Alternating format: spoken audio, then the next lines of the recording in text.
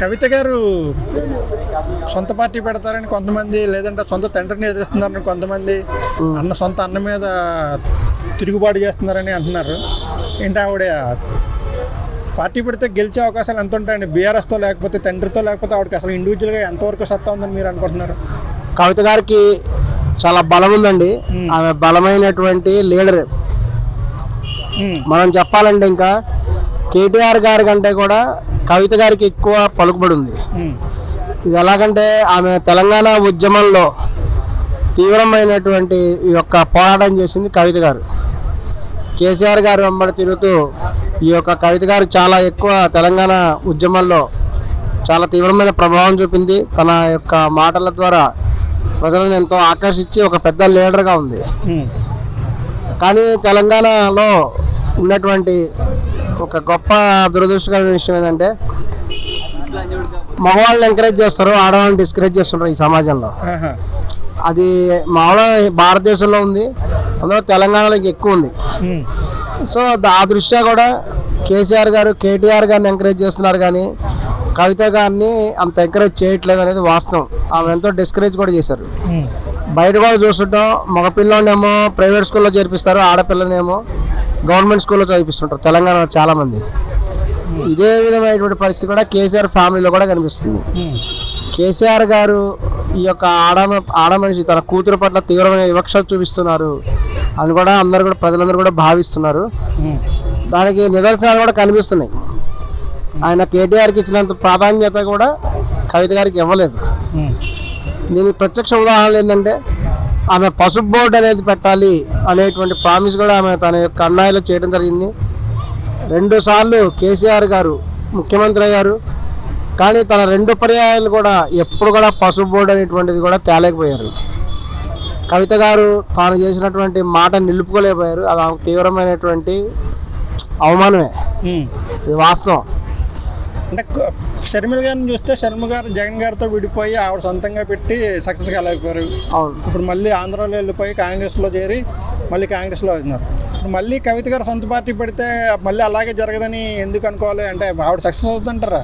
కవిత గారిని షర్మిల గారిని పోల్చుకుంటాడు. కుటుంబంతో విభేదించినప్పుడు ఎప్పుడు కూడా ఎవరు సక్సెస్ కాలేదు. ఆల్రెడీ అక్కడ బలమైన పార్టీ బీఆర్ఎస్ పార్టీ. ఈవిడ పెడితే సక్సెస్ అవుతుంది అంటారా? కవిత గారికి షర్మిల గారికి చాలా డిఫరెన్స్ ఉందండి. కవిత గారు పక్కా తెలంగాణ మహిళామే. దాంతోపాటు ఆమెకు ఉద్యమం చేసినటువంటి చరిత్ర ఉంది ఆమెకి. షర్మిల గారు ఏం ఉద్యమం చేసింది అసలు? షర్మిల గారు ఎటువంటి రాజకీయ అనుభవం ఉంది ఆమెకి? ఆమెకి ఎటువంటిది కూడా లేదు. కవిత గారు షర్మిల గారితో పోలిస్తే చాలా బెటర్ లేదు. పాదయాత్ర చేయడం కాదండి, ఏమైనా ఎటువంటి ఉద్యమంలో పాల్గొనేది ఉద్యమ చరిత్ర ఏమైనా ఉందా? తెలంగాణలో మహిళలకి చాలా ఉద్యమ చరిత్ర చాలా మందికి ఉన్నాయి, కానీ షర్మిల గారికి ఆ స్థాయి లేదు. ఆమె కేవలము వైఎస్ రాజశేఖర గారి కూతురు అనేటువంటిది ఉంది కదా తప్ప తర్వాత ఇంత ఈమె చేసినట్టు కవిత గారు చేసినట్టు ఉద్యమాల్లో ఆమె పాల్గొనలేదు. ఈ ఉద్యమాల్లో పాల్గొని ఆమెకి చాలా అనుభవం కూడా కలిగినటువంటిది కవిత గారు. సో ఈమె నెక్స్ట్ కూడా మనం ఈ గ్రహాల పరిస్థితి చూస్తున్నాం కదండి. వీటిలో కూడా షష్టగ్రహ కూటమి ద్వారా ఏర్పడింది ఈ సంవత్సరం, విశ్వాసరావు సంవత్సరం. ఈ సంవత్సరం అనేక నేరాలు, అనేక రకమైన విపరీత పరిణామాలు చోటు చేసుకుంటాయి. అవి కూడా ఆడవాళ్ళ ద్వారా చోటు చేసుకుంటాయని ఉంది. దానికి అనేక నిదర్శనాలు చూసినాము. జల ప్రళయాలు వచ్చినాయి, భూకంపాలు వచ్చినాయి. అదే సందర్భంలో మనం కొన్ని విచిత్రకరమైన సంఘటనలు కూడా జరిగినాయి బయట. అదేంటంటే కొంతమంది భార్యలు కాఫీలో విషయం కలిపి భర్తను చంపటం, అన్నంలో విషయం కలిపి భర్తను చంపటం, ఇటువంటి కొన్ని సంఘటనలు కూడా జరిగినాయి. అంతేకాకుండా ఈ సంవత్సరం ఉన్నటువంటి వైపరీత్యాలలో ఈ యొక్క అన్నా చెల్లెళ్ళ మధ్య గొడవలు జరగటం, ఇవన్నీ కూడా ప్రకృతి విరుద్ధమైనటువంటి చర్యలు. సాధారణంగా అన్నా చెల్లెళ్ళ మధ్య చాలా ఎంతో బంధం ఉంటుంది. అటువంటి ప్రేమబంధం కాదని చెప్పేసి ఒక చెల్లెల అన్న మీద తిరుగుబాటు చేయటం ఆమె చాలా స్పష్టంగా చెప్తుంది కవిత గారు. కేసీఆర్ గారు ఒక్కడే తన నాయకుడు, మిగతా వాళ్ళందరూ కూడా కేసీఆర్ గారి చుట్టూ దయ్యాలు ఉన్నాయి, దయ్యాలు తిరుగుతున్నాయి. ఆ దయ్యాలందరూ ఎవరు? కేటీఆర్ గారు, సంతోష్ గారు, వీళ్ళేనా? ఆమె అలా అర్థం వచ్చేట్టుగానే మాడారు. దీన్ని కేటీఆర్ గారు తీవ్రంగా ఖండించారు. కేటీఆర్ గారు కవిత గారిని ఎంతో అవమానించడం కూడా జరిగింది బహిరంగంగానే. అదే విధంగానంటే తర్వాత కేటీఆర్ గారు ప్రెస్ మీటింగ్ పెట్టి ఏమన్నారంటే కవిత గారు ఏదైనా ఇన్ఫర్మేషన్ ఉన్నారంటే వెళ్ళి చెప్పాలి, ఒకవేళ కేసీఆర్ గారికి అవైలబుల్ లేకపోతే ఆఫీస్ బేరర్లకు వెళ్ళి చెప్పుకోవాలి. ఇది తీవ్రమైనటువంటి అవమానం కదా. ఇప్పుడు కవిత గారు తన తండ్రి అయినటువంటి కేసీఆర్ దగ్గరికి కూడా తనకి యాక్సెస్ లేకపోతే ఇక రాజకీయాలు అనేటువంటి విషయం పక్కన పెడితే ఒక అమ్మాయికి తన తండ్రి దగ్గరికి వెళ్ళే అధికారం కూడా లేకపోతే ఇక తల్లి కూతుల బంధానికి ఇంకా అర్థం లేదు అనేటువంటి విధంగా ఇక్కడ ఉంది. తన తండ్రి దగ్గరికి వెళ్ళే అవకాశం కూడా లేకుండా ఆఫీస్ బేరర్లకు వెళ్ళి చెప్పేది ఏంటి? కవిత స్థాయి ఏంటి అసలు? ఆమె ఆఫీస్ బేరర్లకు వెళ్ళి చెప్పేసి కేసీఆర్ చెప్పండి అని వెళ్ళిపోవాలట. అంటే కవిత స్థాయి తక్కువ అని చెప్పేటువంటి ఉద్దేశం కూడా కేటీఆర్ గారు ప్రయత్నం చేశారు. ఆయన బహిరంగంగానే చెప్పడం ద్వారా కవిత గారిని ఆయన చాలా ఇన్సల్ట్ చేయడం జరిగింది. ఇంకా కవిత గారిని ఇన్సల్ట్ చేయాలని ఆమె యొక్క లేఖను బహిరంగంగా పెట్టడం జరిగింది. ఆమె ఎంతో గొప్పదనంతో నిజాయితీగా ఎన్నో ప్రశ్నలు వేశారు. ఆమె ఈ యొక్క ప్రశ్నకి సమాధానం చెప్పాల్సిన అవసరం లేకుండా దాన్ని బహిరంగంగా ఓపెన్గా ఈ యొక్క మీడియాకి ఇచ్చేసి ఆమెను అల్లరి చేసే ప్రయత్నం చేశారు. కవిత గారి అధికారం తక్కువ చేసేటువంటి విధంగా కూడా కేటీఆర్ గారు మరి సంతోష్ రావు గారు మరి కొంతమంది ప్రయత్నం చేశారు అనేది కూడా వాస్తవం. అంటే కవిత గారు ఇలాగా విప్లవం సృష్టించడానికి కారణం గ్రహాలు అంటారా, లేకపోతే కేసీఆర్ గారి చుట్టూ ఉన్న దెయ్యాలంటారా? ఎవరంటారు? ఖచ్చితంగా గ్రహస్థితికి కూడా ఖచ్చితంగా కారణం ఇది. కవిత గారి జాతకీయ రీత్యా కూడా ఆమె ఖచ్చితంగా ఒక అధికార స్థానం సంపాదిస్తుంది. ప్రస్తుత కాలంలో ఆమె ప్రత్యేకంగా ఆ పార్టీ పెట్టడం మంచిది. ప్రత్యేకంగా పార్టీ పెట్టి పాదయాత్ర చేసి ఇదంతా ఇప్పుడు స్థానిక ఎలక్షన్లు కూడా వస్తున్నాయి. ఇవన్నిటి కూడా పార్టిసిపేట్ చేయడం ద్వారా ఆమె తన బలం ఏందని నిరూపించుకోవాలి. నిరూపించుకోవడం ద్వారా అప్పుడు తద్వారా ఆమె ఈ యొక్క కాంగ్రెస్ పార్టీలో అఫీషియల్ కూడా జాయిన్ అయ్యేటువంటి అవకాశం కూడా ఉంది. అంటే మరి ఇప్పుడు బీఆర్ఎస్ బలహీన పడిపోద్ది కదా, కవిత గారు అలా చేయడం వల్ల బీఆర్ఎస్ నష్టం కదా? మరి వాస్తవం చెప్పాలంటే బీఆర్ఎస్ పార్టీ వాళ్ళు మొదటి నుంచి కూడా కేసీఆర్ గారు చెప్పడం జరిగింది. తెలంగాణ కనుక వస్తే అసలు టీఆర్ఎస్ పార్టీని కాంగ్రెస్ విలీనం చేస్తా అని బహిరంగంగా చెప్పడం జరిగింది. వాళ్ళందరూ కూడా సోనియా గాంధీ గారి కుటుంబాన్ని కలిసి వీళ్ళు కూడా కుటుంబ సమూహం అందరూ కూడా వీళ్ళు కలిశారు. మొదటి నుంచి కూడా వాళ్ళ కుటుంబంలో ఇది ఒక అసంతృప్తి, వాళ్ళ కుటుంబంలో వైరుధ్యాలు అనేటువంటి కనిపిస్తున్నాయి స్పష్టంగా. ఎందుకంటే మొదటి నుంచి కూడా కవిత గారికి, సోనియా గాంధీ గారికి, ప్రియాంక గాంధీ గారి వీళ్ళందరికీ కూడా ఒక మంచి గుడ్ రిలేషన్ ఉంది. ఆమె కూడా ఈ యొక్క కాంగ్రెస్ పార్టీలో మొదటి నుంచి కూడా కలవాలని కవిత గారు కూడా మనస్ఫూర్తిగా కోరుకున్నారు. కానీ కేసీఆర్ గారు కూడా కాంగ్రెస్లో కలవకుండా ప్రత్యేకంగా ఉన్నారు. తద్వారా తర్వాత కూడా ఆయనకి అత్యంత అనుభవజ్ఞులైనటువంటి నాయకుడు కేసీఆర్ గారు ఈ యొక్క తెలంగాణ టీఆర్ఎస్ అని కానీ మరొక పార్టీ కానీ ఇవన్నీ కూడా స్థానిక పార్టీలు. తప్పనిసరిగా జాతీయ స్థాయి పార్టీతో ఒప్పందం ఉంటేనే మనగడ సాధించగలవు.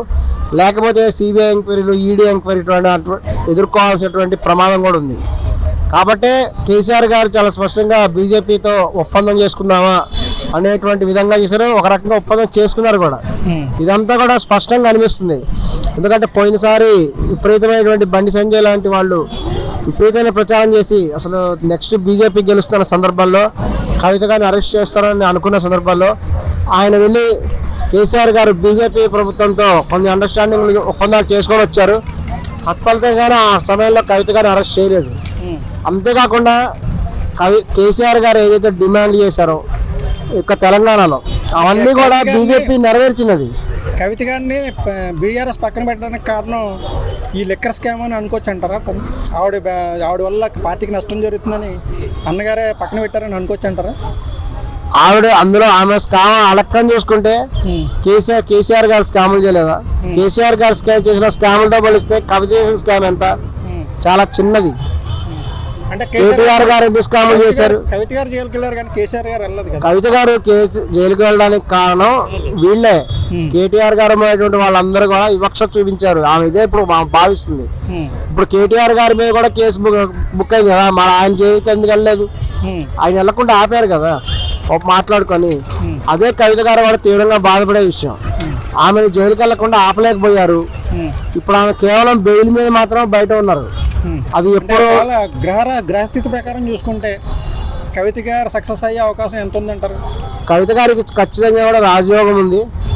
ఆమె తప్పనిసరిగా కూడా రాజకీయాల్లో ఒక వెలుగు అవకాశం. ఎన్ని సీట్లు గెలుచుకునే అవకాశం ఉంది అనుకుంటున్నారు? 119. ఖచ్చితంగా ఆమె ఒక వర్గం సీట్లు. ఇప్పుడు ఆమెకు ఆల్రెడీ ఒక వర్గం ఉంది.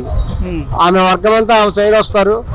ఇక ఈ యొక్క తెలంగాణలో ఒక ప్రభావం శాతం ప్రభావం ఆమె ఓటు బ్యాంక్ ఉందా ఖచ్చితంగా చూపిస్తుంది అంటారు. వాళ్ళందరూ కూడా ఆమెకు ఓటేసే అవకాశం ఉంది.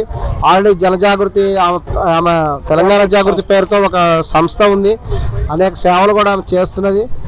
ఆమె ఖచ్చితంగా కూడా ఆమె ఆమె కనుక ప్రత్యేకమైన పార్టీ పెడితే తప్పనిసరిగా కూడా కొంత ఓటు బ్యాంక్ ఆమె సంపాదించే అవకాశం ఉంది.